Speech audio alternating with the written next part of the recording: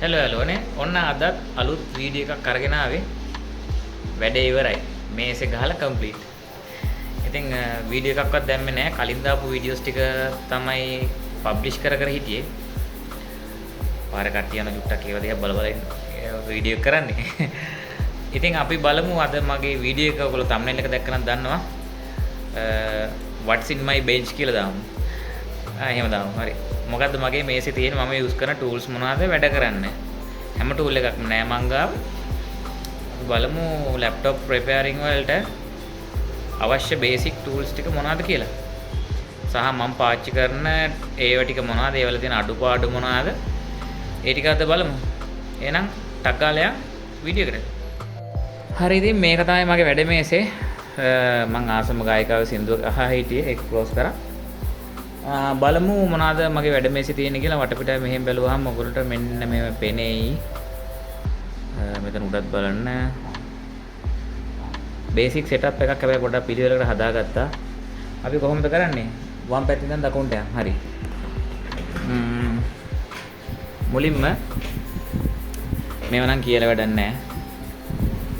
කියලා වැඩක් නැහැ කියන්නේ ඇත්තටම ටිෂු පේපර්ස් මේ දූවිල්ලත් ඇදලා ෂොප් එක අස් කරපු නිසා. ඊට පස්සේ තියෙනවා මේ මගේ ප්‍රෝග්‍රෑම් එකේ IO chip කන්ට්‍රෝල් කරන්න ගන්න ප්‍රෝග්‍රෑම් එකේ කැලි ටික. ඊට පස්සේ යට තියෙනවා ribbons ලැප්ටොප් වල ribbons මල්ටිප්ලග් වැඩක් නැහැ මේ ඉතින් මේ වැඩක් නැහැ කියලා මගේ IC set එක මෙතන තියෙන්නේ. ICs අන්න කිසි වුණා. ICs පොඩ්ඩයි තියෙන්නේ දැන් ඉවර වෙලා ගොඩක්ම ICs ආයෙ ටිකක් දාගන්න. ඊට පස්සේ යට එකේ තියෙන රෙසිස්ටර්ස් මේකේ රෙසිස්ටර්ස්. ඊට පස්සේ බැටරි තියෙනවා CMOS බැටරි තියෙනවා. මේක PCB හෝල්ඩ් එක නේද? ඒකට කියන්නම. මේකෙන් ඉතින් පවර් බටන් එකක් හරි මොකක් හරි පාස්ස ගන්නවා නම් මේක අල්ලලා තියාගන්න පුළුවන්. ඊට පස්සේ ග්ලව්ස් දෙක තියෙනවා ඇන්ටි ස්ටැටික් ග්ලව්ස් දෙක. පාවිච්චි කරන්නෙම නැති ගාන. පෝල් එකක් ආව කට් වුණා මේක. ඩස්ට් එක දැනටමත් ඇවිල්ලා මොකද මේ පොඩක් එහා පැත්තේ අස් කරපු නිසා. ඊට පස්සේ තියෙන යාළුවනේ මේ ටේප් ගැන කතා කරමු. මේවා නම් normal tape මේක මොකද්ද මේකට කියන්නේ හීට් එකට වෘතු දෙන ටේප් එක මොකද්ද නම් මතකත් නැහැ කමෙන්ට් කරන්න. පෑන පැන්සලක් මේ තියෙන ඩස්ට් කවර්ස් මම මේ මයික්‍රොස්කෝප් එකට ගත්ත එක වැඩක් නැහැ. මේවල එක එක යන දාලා තියෙන එක තමයි මම කරන්නේ. ඊට පස්සේ මෙතන තියෙන hot glue අපිට hot glue එහෙම වුණොත් hot glue stick 3ක් 4ක් විතර තියෙනවා.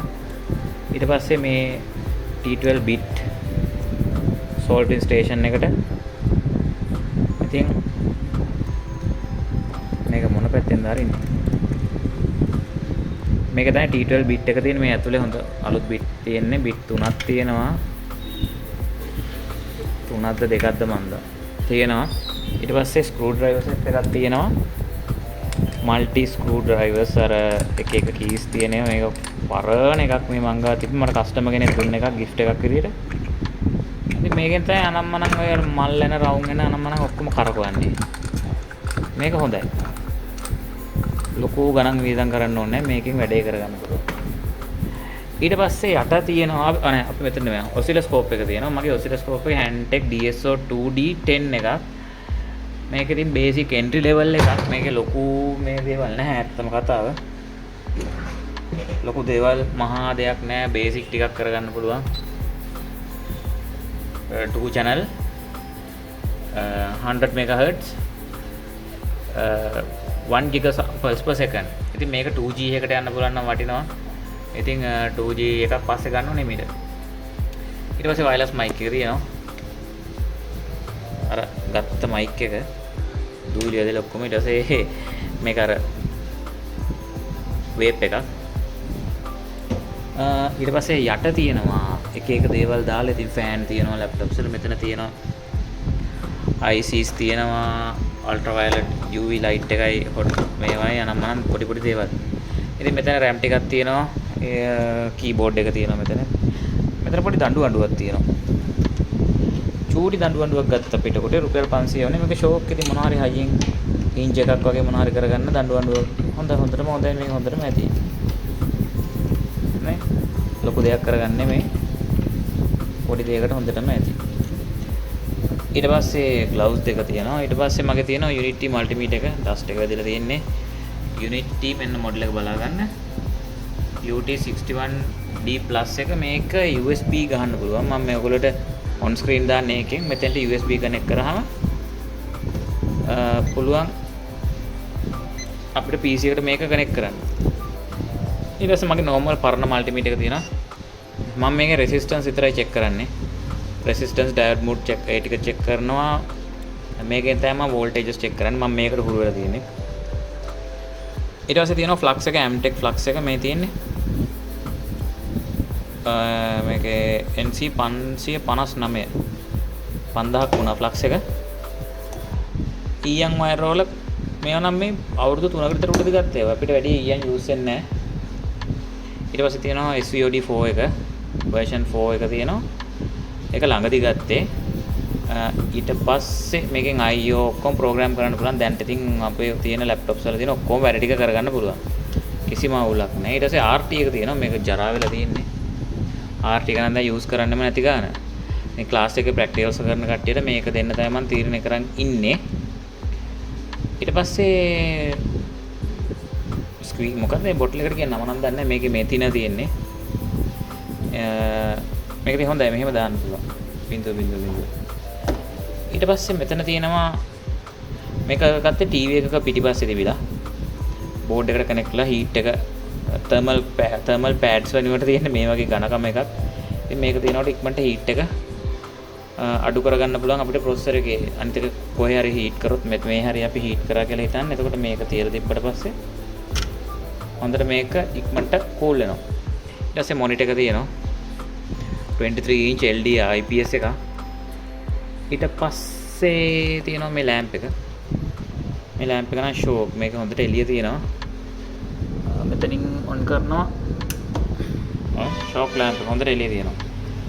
මයික්‍රොස්කෝප් එක දානකොට මම අනිවාර්යයෙන් මේ ලැම්ප් එක දානවා. එතකොට තමයි හොඳට පේන්නේ. ඊට පස්සේ තියෙනවා මගේ ඩබල් බූම් මයික්‍රොස්කෝප් එක. මේ මයික්‍රොස්කෝප් එක මහ ලොකු දෙයක් නෑ. ඒකත් ඉතින් normal තියෙනවා. මෙතනින් adjust කරන්න පුළුවන් height එක. ඒ කියන්නේ focus එක. මෙතනින් zoom. මේගොල්ලන්ට පේනවා මම zoom කරනකොට මේ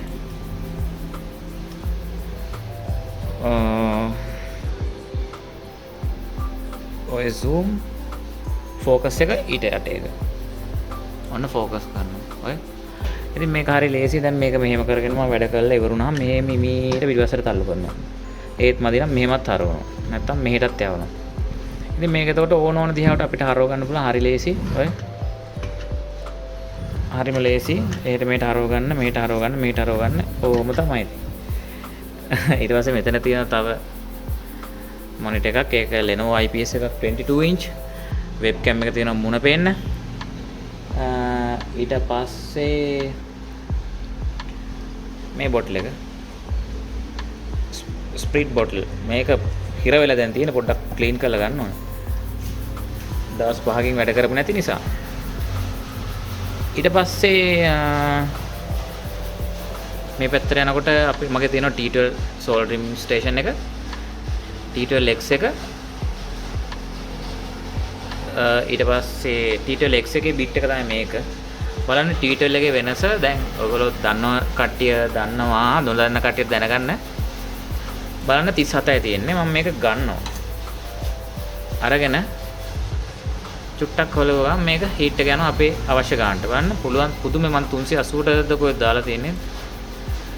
ඉක්මනට තප්පර 10ක් ඇතුළත මේක හීට් වෙනවා. ඉතින් මේක තිබ්බාට පස්සේ මේක ප්‍රෝග්‍රෑම් කරන්න පුළුවන් කොච්චර වෙලාවකින් කොච්චර අඩු වෙන්නද කියලා මම දාලා තියෙන විනාඩි 5ක් ගියාට පස්සේ 200ට අඩු වෙන්න ආයි විනාඩි 10කට කොහෙද පස්සේ 20ට විතර අඩු වෙන්න තමයි මම දාලා තියෙන්නේ. ඉතින් එහෙම ප්‍රෝග්‍රෑම් කරගන්න පුළුවන් මේ නොබ් එකෙන්. මම නම් මතකත් නැහැ ඔක කොහොමද කියලා. ඊට පස්සේ මෙතන තව බවුත් එකක් තියෙනවා. මේක පවර් හොට් ගන් එකේ බවුත් එක. එතන හොට් ගන් එක මම පාවිච්චි කරන්නේ ක්වික් 706W plus එක.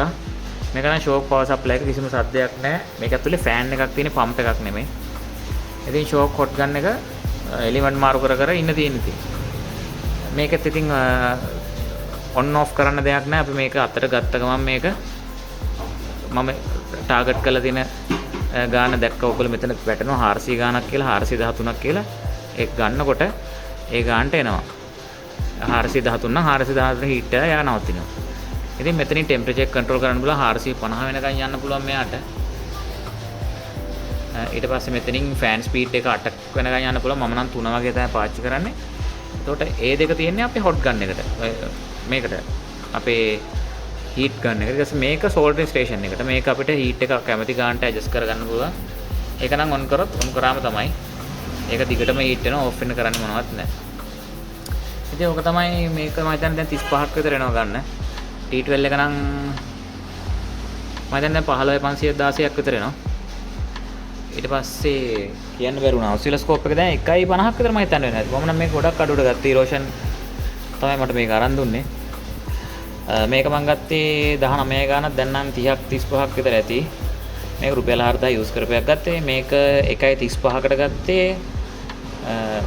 SCOD4 එක දැන් ඒ වුණාට මේ ගොඩක් ගණන් මීටරට මම දන්නේ තින්න. RT ගත්තේ 14000 ගානකට ඉරෝෂන් අරන් දුන්නේ. දැන් 35ක් විතර එනවා.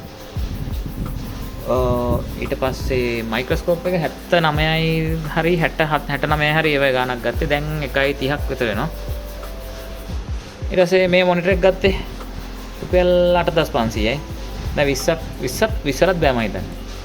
මේකත් ඒ වගේම තමයි IPS. ඊට පස්සේ පවර් සප්ලයි එක සන්ෂයින් පවර් සප්ලයි එකක් මොඩල් නම් පේන්නේ නැහැ ඇත්තටම. සන්ෂයින් පවර් සප්ලයි එකක් මේක ෂෝක්. මම ආසයි පවර් සප්ලයි එකට. මේ දැන් මම මේ හදන Asus බෝඩ් එකට ගහලා දෙන ඉඳ තමයි මේ මිලි ඇම්ප්ස් ගන්නක් පෙන්නන්නේ. දැන් මම ගැලෙව්වා. ඉතින් මේකේ තියෙනවා මෙමරි ප්‍රීසෙට්ස් ටික. M1 M2 M3 M4 M5 කියලා එකකුත් තියෙනවා. ඔයගොල්ලන්ට මට මෙතන පෙන්වන්න විදිහක් නැහැ. මම මේ පැත්තේ පවර් සප්ලයි එකක් මගේ දාලා තියෙන නිසා මේක ෆන්ක්ෂන් ටික ඔක්කොම මම කියන්නම්. මෙතන ස්ටාර්ට් ස්ටොප් එක තියෙන්නේ. මේ ෆ්ලක්ස් ගෑවිලා තියෙන්නේ. ඉතින් මේක එපුවාම දැන් පවර් සප්ලයි එක ඕෆ්. පවර් සප්ලයි එක ඕෆ් වුණාම අපේ පවර් සප්ලයි එකේ අපි ලිමිට් කරලා තියෙන ඇම්ප්ස් ගාන පෙන්නනවා. ඉතින් අපිට ඕනනම් ඒ ලිමිට් කරලා තියෙන ඇම්ප්ස් ගාන දැන් ඔක්කොම ඉස්සෙල්ලා මෙතනින් පටන් ගන්න මෙමරි. අපිට මේ මෙමරි තියාගන්න පුළුවන් මොනවද කියලා. මම මේ 5 volts තියන් ඉන්නේ 3.5 11.9 19.98 මම 19.98 දාලා තියෙන්නේ. මට මේක 20ම දෙන්නත් පුළුවන්. ඔය 20ම දෙන්න පුළුවන්. මගේ 19.98 දැම්මහම මගේ මේකට ගානට 20 volts පෙන්නනවා. මම ඒකයි හේතුව මේක 19.98 දාන්න. වෙන කිසිම හේතුවක් නැහැ. හරිද? අපිට මෙමරිස් ටික මෙතන සේව් කරගන්න පුළුවන්. ඊට පස්සේ lock unlock button එකක් තියෙනවා මෙතන. lock unlock අපිට පුළුවන් මේක lock කරන්න. ඔබාගෙන ඉන්න ඕනද? ඔව්. ඔබාගෙන ඉතින් අපිට මේ memories මොකක්වත් select කරන්න බෑ. හිතන්න ඔයගොල්ලෝ laptops විතරයි හදන්නේ කියලා. laptops phones දෙකම හදනවා. එතකොට ඔයා laptop එකක් හදලා නිකන් ඔයාලට හිතුනොත් මේක මොකක් හරි අඩු voltage එකකට ගහ ගන්නවා වගේ. එතකොට හදිසියවත් ඔයාගේ අතින් වැරදිලවත් ගහලා පිච්චෙන එකට තමයි මේක තියෙන්නේ. එතකොට ඔයා බලනවා ඇයි මෙහෙම මේ වෙන්නේ නැති කියලා. එතකොට 19 කියලා ඉවරලා ඔයා මේක අන්ලොක් කරලා තමයි අනිත් මෝඩ් එකට දාන්න ඕනේ. හරිද? ඊට පස්සේ අපිට මේක ඇඩ්ජස්ට් කරගන්න ඕන නම් මේ 19.98 කියන එකයි ඇම්පියර් ගානයි. පවර් සප්ලයි එක ඕෆ් කරලා මෙතන වෝල්ටේජ් කරන්ට් කියලා මේ බටන් එක ඔබනවා. ඔබලා ඉවරලා අපිට ඔය බ්ලින්ක් වෙන එක තමයි අපි මෙතන මේකෙන් වෙනස් කරන්නේ. අපි මෙතන 20 volts ඕන නම් මෙහෙම කරකවනවා. හරිද? ඔහොම වෙනස් කරන්න පුළුවන්. ආයේ මේ කරන්ට් එකට යන්න නම් ආයෙ පාරක් ඔබනවා. ඔබලා මෙතනින් වෙනස් කරන්න පුළුවන් 4 3 2. එතකොට මේ 100 වෙනස් කරන්න මෙහෙම ගිහිල්ලා ඒවත් වෙනස් කරන්න පුළුවන්. ඉතින් මම දැනට මේක මට අවශ්‍ය ෆුල්ම ගානේ තියාගන්නවා.